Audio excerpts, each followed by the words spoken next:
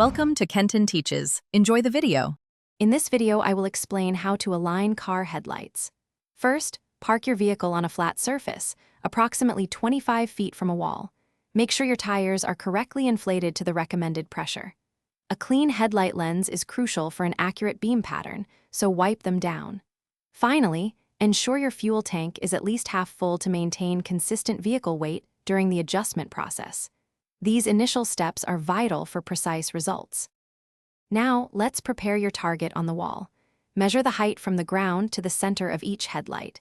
Transfer this measurement to the wall, drawing a horizontal line. Next, measure the distance between the centers of your two headlights.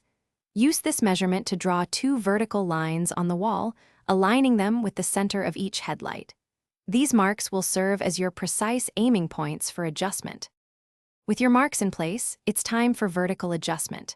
Find the vertical adjustment screws, usually located on the top or side of the headlight assembly.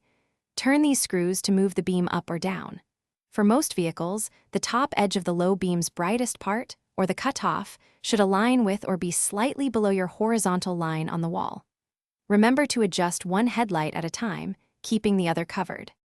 Finally, let's fine-tune the horizontal alignment. Locate the horizontal adjustment screws, typically found near the vertical ones. Turn these screws to shift the beam left or right. The brightest part of your low beam should be centered directly on the vertical line you marked for that headlight. Once both headlights are adjusted, take your car for a test drive on a dark road to ensure proper visibility and avoid blinding oncoming drivers. You're all set. Thanks for watching. Please subscribe if this video was helpful.